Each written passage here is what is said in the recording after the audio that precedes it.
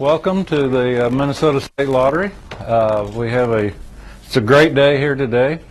We have a Ham Lake resident who will be here in a moment to tell you about how it feels to win the Powerball jackpot. Send Paul in. The winning ticket was purchased at the Holiday Station in Ham Lake, and we were hoping maybe some holiday folks would be here, but that's not the case. But they're great supporters, and I welcome Paul White and present a check for $149.4 million.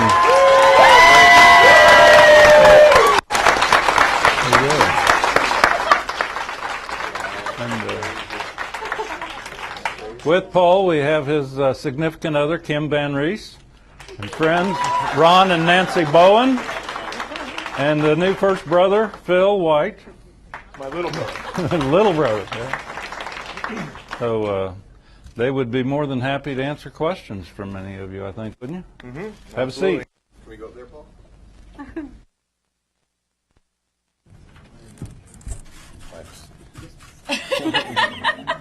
Have a seat, Mr. White.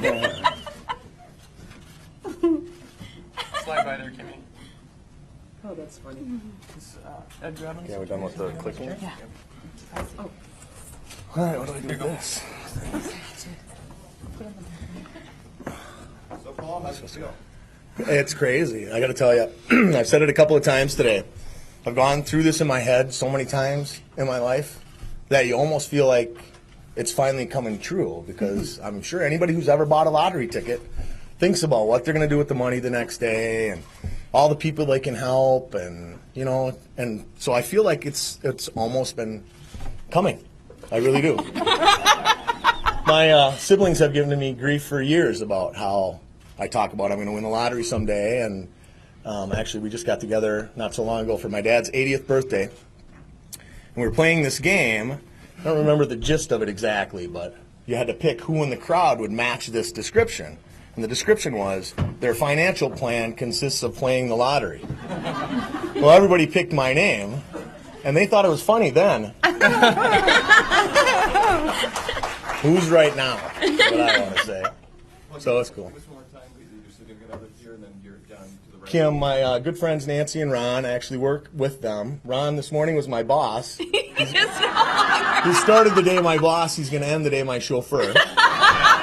And then it's my little brother Phil, who worked just on the street. So, Kim, didn't I start with that? Kim, my significant kind other. of fast. Sorry. So you said you always believed that part of it was helping others. What do you think you will do with the money? Will you help others? Absolutely.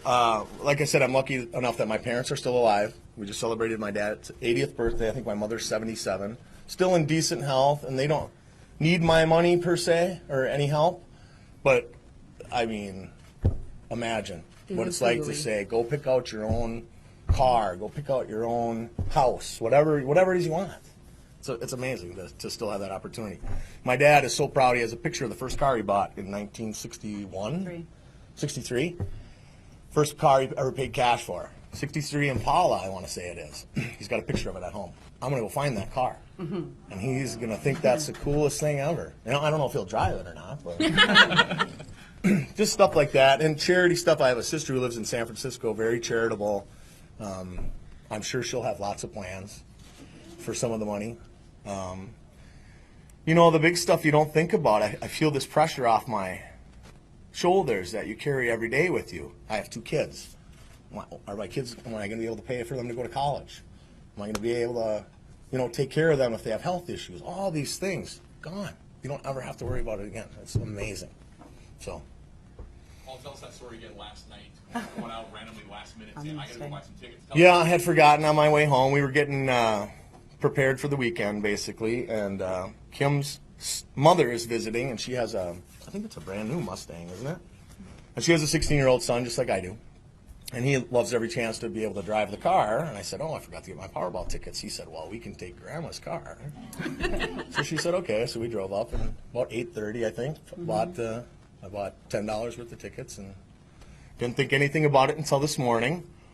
And Kim called me at like 8:30. She said, are you a millionaire yet? And I said, I'm so busy, I don't have time to look. And she said, well, I think the Powerball was 32. Well, I always pay attention to my Powerball, and I had 232s out of the 5 numbers. And I thought, oh, was the next number 59? And she said, I think it was. She didn't have it up in front of her at this point. And then she said, I think 5 was in there too. And I said, oh my God, I have 5 too. But I'm really busy. We have to do this later. I have work to do. I can't deal with this right now. She's like, no, we already know you have 3 numbers. We have to go through them now. So we went through them. And sure enough, they were right. And I said, I'll have to call you back later. And I went, woo! And ran around the office. And everybody's like, oh my God, what happened? What happened? So I think I had 10 people verify the ticket before I left the office. They all got to hold it. So. Take pictures of it. Yeah, very cool. Very cool stuff.